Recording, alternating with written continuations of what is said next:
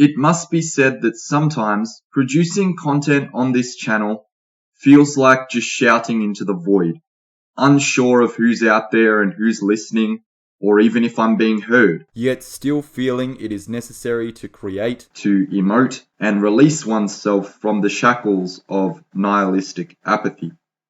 I don't live a full life at the moment, per se, but instead perhaps a fully invested life, in that I invest a lot of time and energy into what I pursue when I pursue it. But without doubt, it can be mundane. If and when I'm not in the mood to be social and go out and about, the daily routine is eat, sleep, work, train, read, create, repeat. I obviously created this channel and its content to educate, inform, motivate, and help you. But I did it to motivate and help myself too. Because such is the strength of the emotions I feel and the frequency of thoughts I have in life, that an outlet is crucial for any semblance of well-being and clarity. Currently, my life is somewhat minimalist and seems to resemble the archetype of the starving artist. Perhaps it was always destined to, given the combination of skills and traits I have, as well as some personal experiences and circumstances I have endured. Not to mention the distinct lack of respect paid to the arts by educational institutions and their graduates in modern times. The creative tree of cultured life in the West, from which the mechanistic civilization simultaneously developed, was uprooted long ago, and far earlier than many care to realize, with no one group solely to blame for this natural aging process.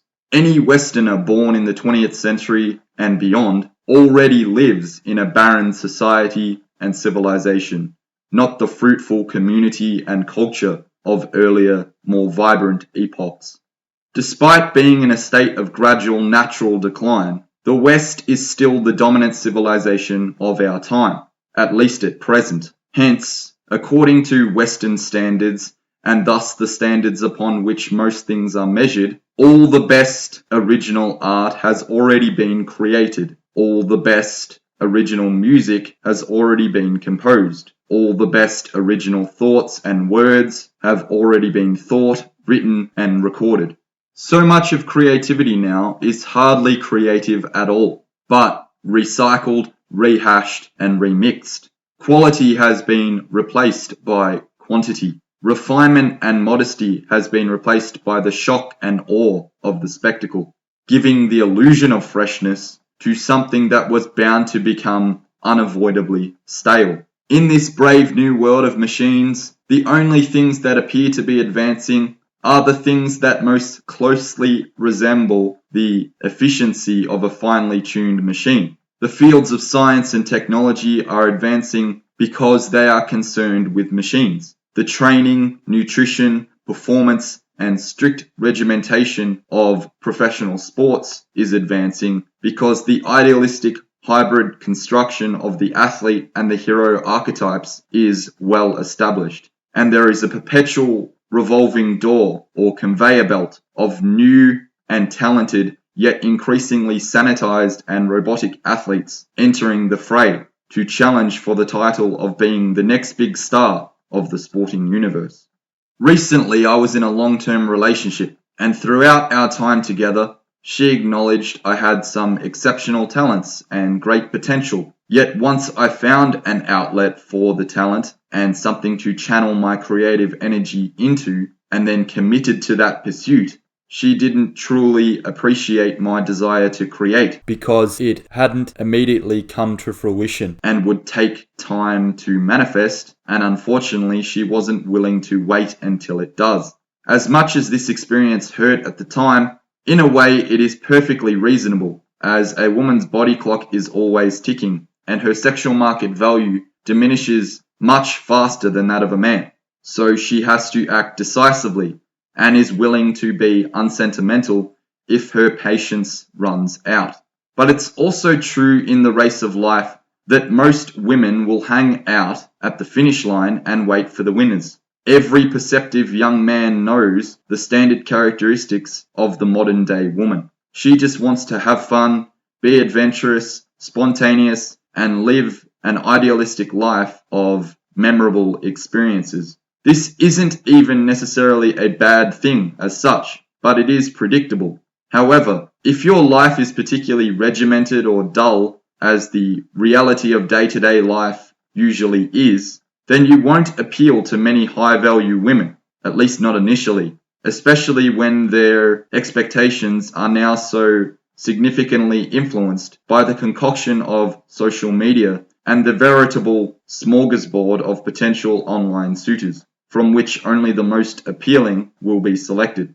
The creative type may not have the resources to be considered a winner initially, and will be slower to reach the finish line, but when they do, they will have used exceptional ingenuity to build something new and immensely attractive to the right type of women. At the present time, I am just creating my content virtually on impulse alone and relating it to material I have stored in the vault of my mind, at least while I read more books, observe the world, and formulate plans for future videos.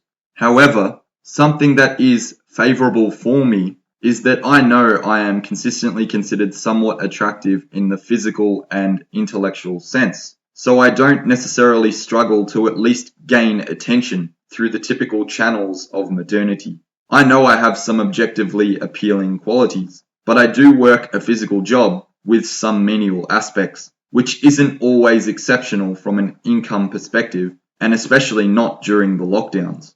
Although it does allow me plenty of time to ponder on how I can express myself creatively and intellectually. This is something I appreciate, as that is my natural inclination. Much more original content and plenty of book reviews are on the agenda soon, although one is now in the process of further embracing the grind, as one should, and checking out of any pursuit of serious relationships for at least the midterm, to solely focus more mental energy on creativity and further cultivation of who I seek to be. It's not as if I will consciously fall off the wagon in the physical sense either, because I am meticulous with diet and a consistent workout regimen, as you should be too. Not to mention, just wholly accepting and choosing to remain single would certainly reduce the inevitable stress and drama that comes with a relationship. One would be focusing entirely on themselves and eventually creating something substantial that will be properly appreciated by those who are worthy.